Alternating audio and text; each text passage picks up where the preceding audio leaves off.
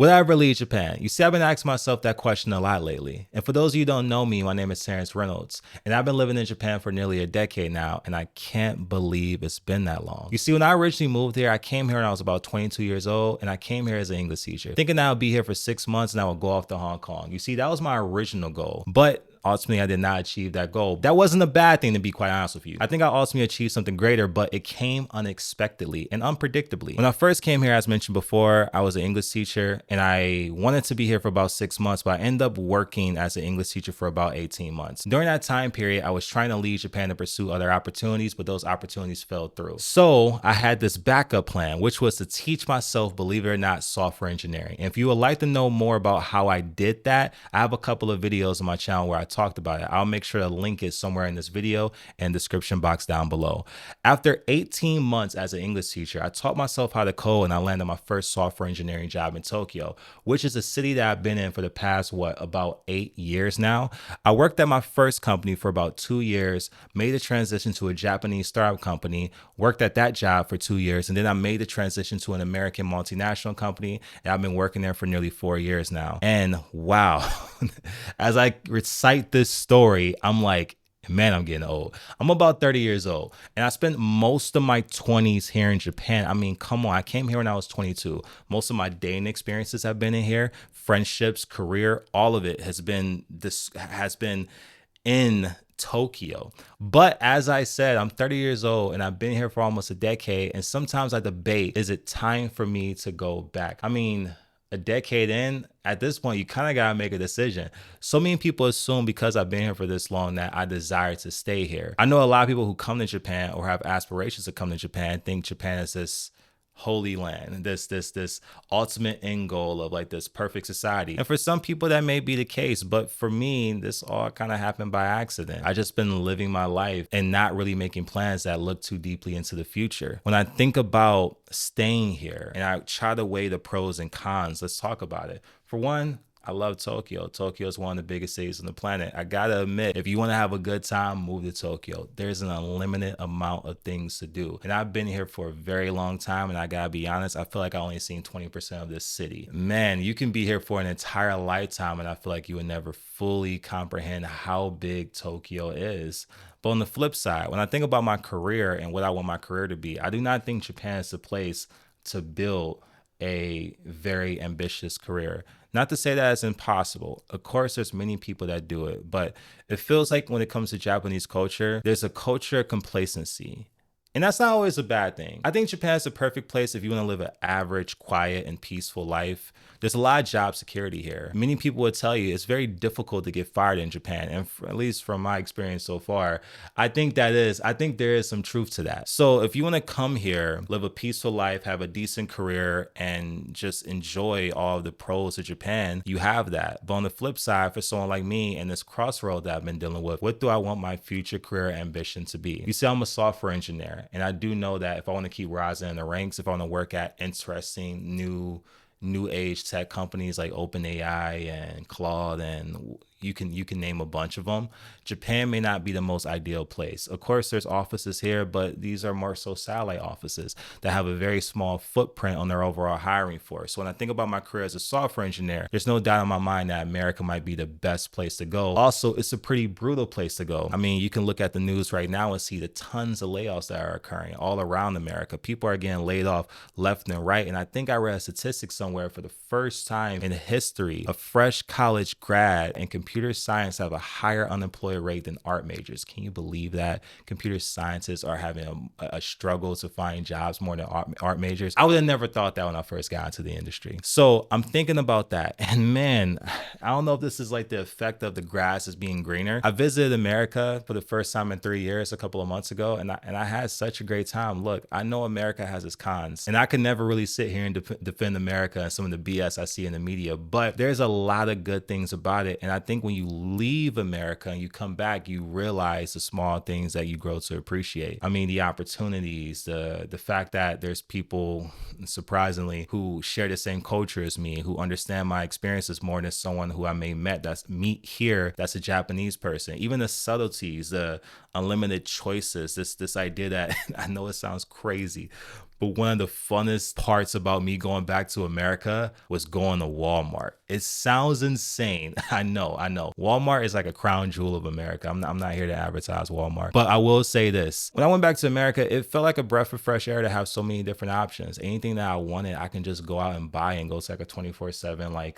Target, Walmart, CVS, you name it, and get what I want. You can't really get that here in Japan. Japan is for Japanese people first and foremost. You come here, you got to get used to eating Japanese food, doing things the Japanese way, and you have to follow in many different ways, whether you like it or not, the Japanese style and tradition of doing things. And for the most part, I can do it, but I can't really say that it comes natural to me. So it always gives me this sense of homesickness, even though this place has been my home for nearly 1/3 of my life. I kind of feel split in between two societies. Although I've been living in Japan for about a decade now, I still feel like I'm looking through a glass window at times and experiencing Japanese culture from the outside looking in. But on the flip side, I feel connected to America, but only digitally. I open up my social media. Of course, most of the content that I follow is in English, so therefore America has a huge influence for me. But I'm also looking through my home culture through a digital glass. So I feel like I'm stuck in between two spaces where I can't decide which foot do I want to firmly place myself in. Do I want to ultimately just have Japan be an experience of my life and go back to America and build something for myself? Or do I want to stay in Japan and try to take this risk of what my life could be? It's difficult to decide, to be that honest. I say that being here in Japan,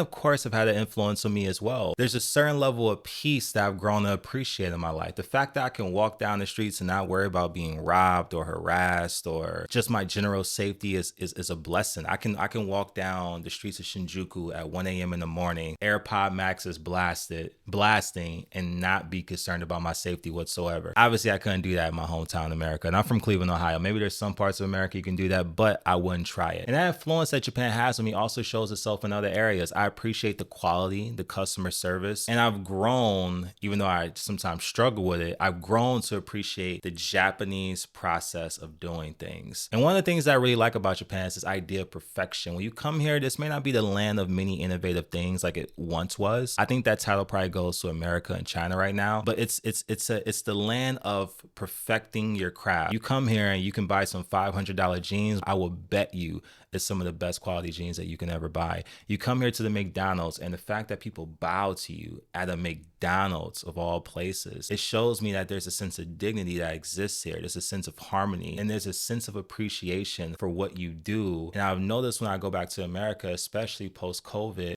that don't really seem to exist in our culture anymore. So in America, you have this sense of chaos. If I had to be nice about it, and I think it's fair to say creative destruction, America is a society that's constantly reinventing itself. And as a result, you have these friction points, whether it's the differences between generations, regions in America, or even races in America. This constant friction is what creates America and helps it grow and evolve over time. You don't really see that in Japan. Japan prioritizes harmony. They say that in Japan, change happens once every 18 years. I guess the logic behind that saying is that's when, like, you know, a child becomes an adult. Japan is very meticulous when it comes to their change, and they try to implement it very slowly because it's a society that appreciates harmony and stability.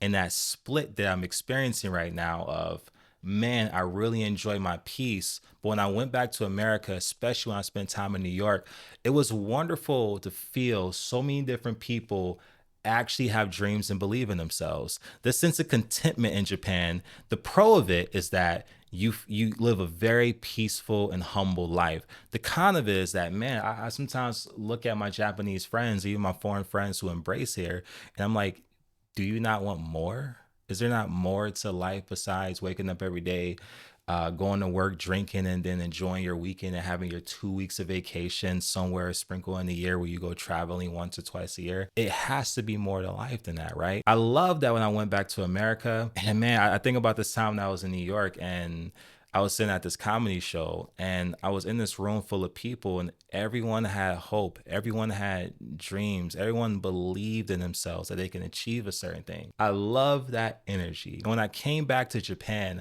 I did feel homesickness for a bit. Mind you, I'm not from New York, for those who are wondering. I was just visiting New York. I'm actually from Cleveland, Ohio. But I did feel homesickness for a bit. And I played around with this idea of like, if I can craft my life perfectly, perhaps there's a way that I can live in both Japan and America at the same time. You see, like I said before, I applied for my permanent residency, and it's been about 10 months since I placed the application. I think the average wait time right now is about 18 months. If I do get accepted, I think regardless if I get accepted or not, I'm going to make a video on my process of becoming a permanent resident here. I think that's some very valuable information I'd like to share. And I'm sure a lot of you guys are curious, but I've been considering, is there a way that I can design my life where I could spend half of my time in one place and then half of my time in the other place, so I don't feel like this person that's stuck in between two glasses. And I've been considering that idea more and more ever since I left America the last time I visited. You see, the next stages of my life, if everything goes according to plan, will probably look like me settling down, having a family one day, being partnered. And I think about, would I want to raise my kids in Japan? I love the fact that if I do have a family one day, they could experience that peace here. But at the same time, I do appreciate certain parts of American culture. The idea that it's okay to be yourself, it's okay to be that individual. When I think about living in Japan for 10 more years or possibly even 20 years, I worry that if I did start a family here, will my kids feel like outsiders? I mean, I'm a black man living in Japan. If I have a kid here, that kid will be a black boy or girl and never have to deal with the idea that they're an outsider in this country, that even if they were born and raised here, they would never be fully accepted. That's a difficult thing to bear when I start thinking about legacy, when I start thinking about the long-term viability of me staying here. I think that's one of the struggles of Japan, is that it's for Japanese people first and foremost. And even if I do get this permanent residency here, I worry what that will mean for my family. I worry even what that means for me as well. Permanent residency here isn't exactly permanent as the name could apply. You can still get your visa revoked. And I think right now the Japanese government is adding more restrictions or more ways to revoke someone's permanent residency visa here. So I'm left with this ultimate option of nationalizing. Could I see myself giving up my US citizenship to become a Japanese national? Believe it or not, it's actually relatively easy to do that here in Japan. People think that it's impossible, but I don't know the exact data on this, so please don't quote me on this. I've heard some people say you can do it after 5 years if you speak fluent Japanese. I've also heard that maybe after 10 years. I'm not exactly sure which one is true, but I have met about maybe 2 or 3 people who have became Japanese nationals who were American. I'm like, man, could I do that? It would be weird if I went back to America, went through TSA, and as a black man with an American accent, handed them a Japanese passport. They would probably think that I'm trolling them or this shit is fake. Can you imagine me getting stopped by the cops and me being like, yo, I'm not from here, and I hand them a Japanese passport? Oh my God. I would throw ice for a loop if that were to happen, if I were to be quite honest. But that's something that I wonder, there's something about citizenship that's more than a piece of paper given to you by your government. It's your legacy. It's where your predecessors are from. And maybe I'm putting too much meaning into the idea, but it's hard for me to fully turn my back on the place that I call home. And I think that's why I've been stuck for so long, deciding on whether or not I want to stay in Japan or leave Japan. And would I ever go back to America? They say the grass is always greener, and I'm probably going to be wrestling with that question for a long time. So if you already live in Japan, leave a comment in the comment section down below on why you decided to stay here for so long. I'm very curious for those of you who live here, what made you want to do it? And if you're someone who's watching this video, but you don't live in Japan, please feel free to leave a comment in the comment section down below. Tell me why you would like to come here one day, or actually any questions that you may have. I'll be sure to answer all comments in my comment section. And of course, I appreciate everyone for tuning in and watching this video. These are just my thoughts that I want to share with you guys on this YouTube channel. And I hope to make more videos like this and just share what my experience has been like living in Japan for so long. Also my perspective on other things. But anyways, this is it for today's video, and I'll catch you guys in the next one.